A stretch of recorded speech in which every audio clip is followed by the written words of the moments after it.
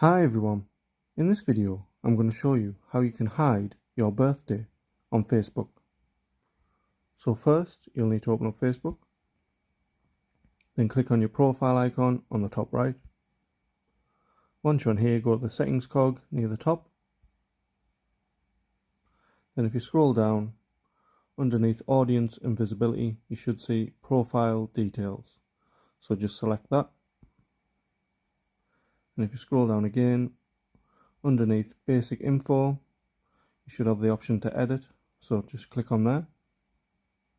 And at the top it will give you two options. So you can change your year of birth to either friends or only me. So obviously if you want it private, just select only me.